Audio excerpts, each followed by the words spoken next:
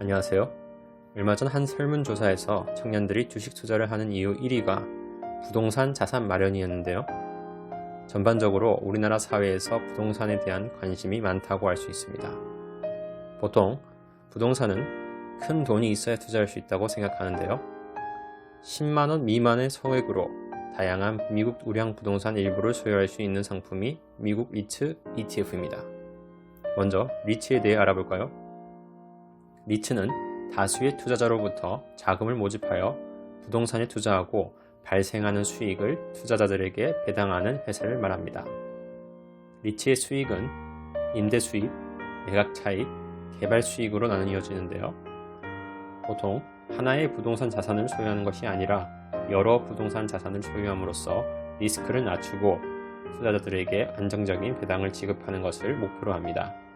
이러한 리츠 회사를 여러 개로 묶어서 투자하는 상품이 리츠 ETF입니다. 리츠 ETF의 특징 중 하나는 상대적으로 변동성이 낮다는 것입니다. 일반적으로 리츠는 주식보다 변동성이 낮은데요.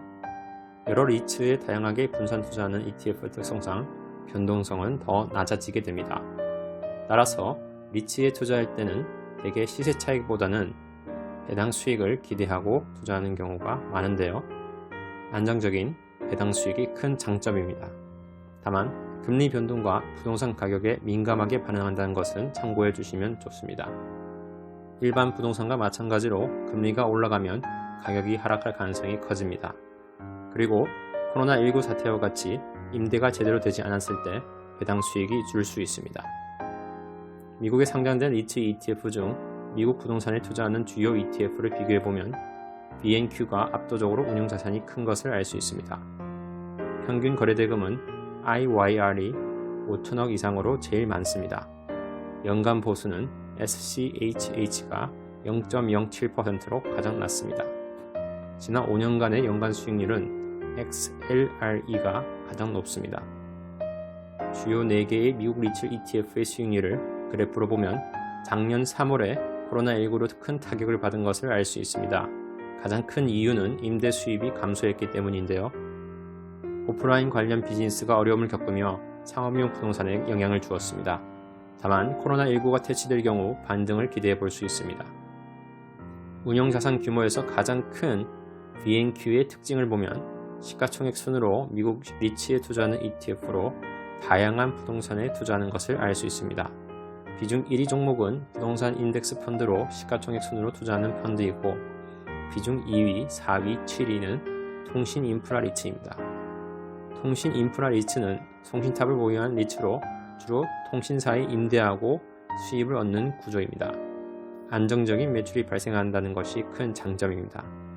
ETF의 운용 자산의 42%는 이러한 특수 리츠에 투자하고 40%는 상업용 리츠에, 13%는 주거용 리츠에 투자합니다.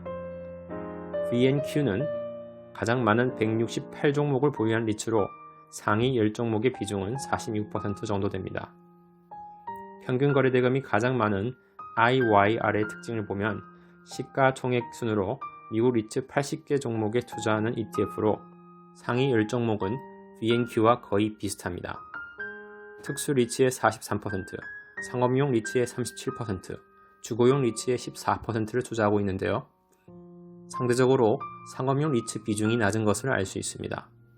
2021년 1월 25일부터 운영 방식에 수정이 있었는데요. 한 종목당 최대 투자 한도를 10%로 제한했습니다. 4.5%의 비중을 초과하는 종목의 합이 22.5%를 넘지 않게끔 했습니다. 시가총액이 큰 리츠에 집중적으로 투자하는 것보다 다양한 리츠에 분산 투자한다는 것으로 목표를 수정한 것으로 보입니다. 가장 운용 보수가 낮은 SCHH의 주요 상위 종목은 IYR과 비슷한데요. 각 종목의 비중도 거의 같습니다.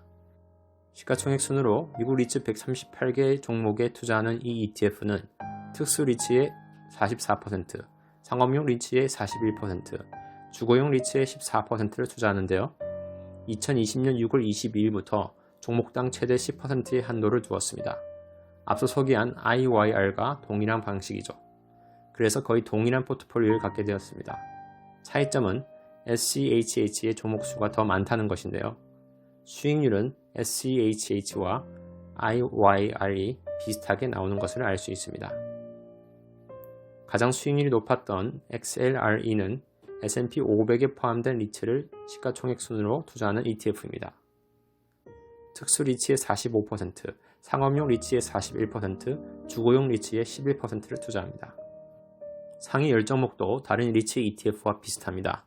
다만 비중에서 차이가 있는데요. S&P 500 지수에 포함된 리츠 또는 부동산 회사만 투자 대상이기 때문에 대형주만 포함되어 있어서 종목수가 30개로 적은 편입니다.